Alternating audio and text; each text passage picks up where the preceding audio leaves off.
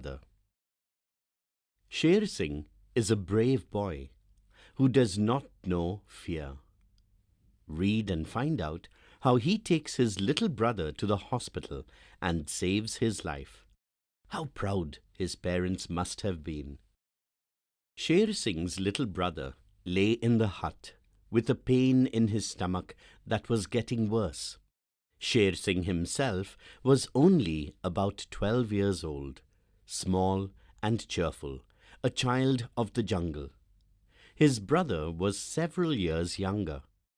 "I will wring out rags in boiling water and lay them on his stomach," said his mother.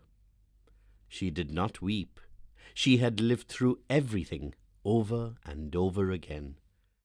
The steaming rags did not help. After a while, Sher Singh's mother said, "He must be carried to the hospital at Kalaghat." Then Sher Singh thought that his brother was dying.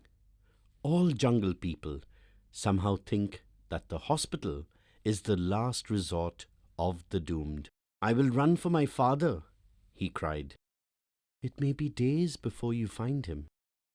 Sher Singh's father was away in the jungle with a photographic expedition.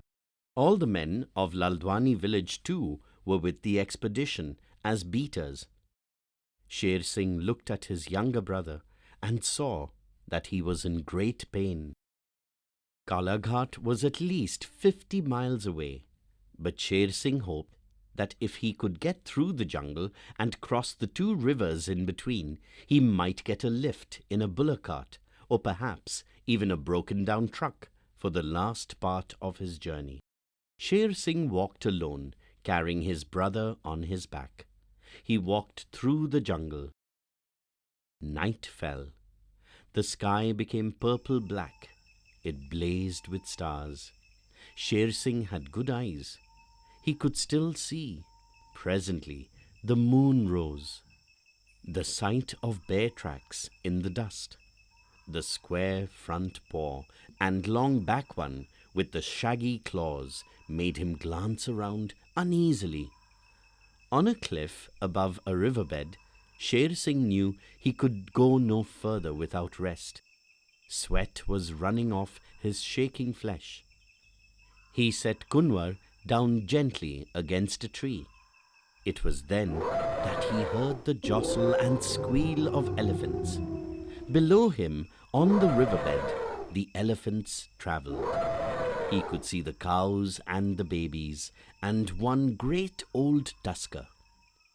He was playing his trunk to and fro to learn whatever the breeze could tell him, and suddenly he hesitated.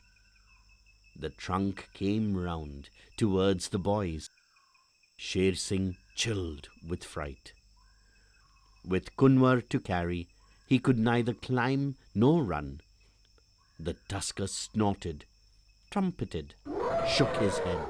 Suddenly, he hurried on angrily up the riverbed, and all the herd went with him.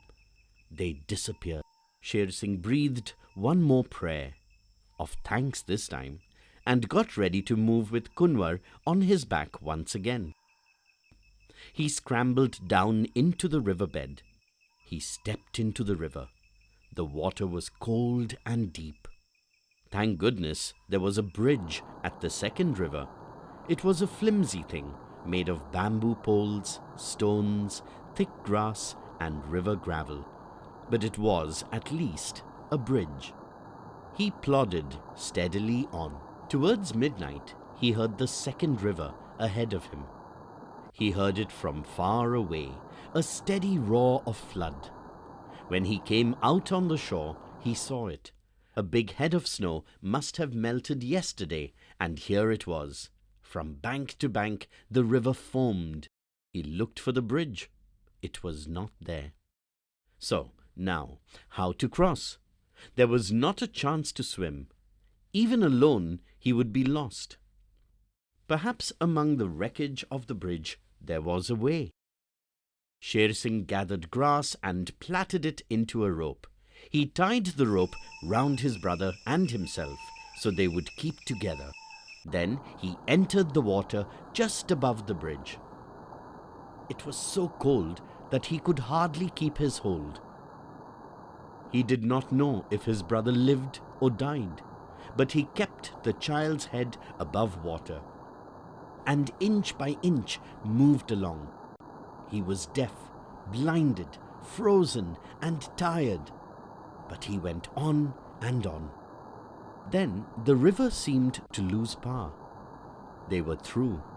After that, Sher Singh did not know what happened. He was walking on and on. Then there was a better road. Far away, in another world, there came sounds heralding a village. Suddenly, somehow, people. After that, the next he knew, they were in a bullock cart. Then a truck. "Where have you come from, boy?" "Laldwani." "You carried him alone, across the river in flood." They were at the hospital. Sher Singh always felt shy of big buildings. He did not go in. Much later, the doctor came out on the veranda and said, "You are the boy who brought the child in from Laldwani?" "Yes." Then a smile broke all over the doctor's gentle face. "Sher Singh Bahadur," he said, "your brother will live. Come and see."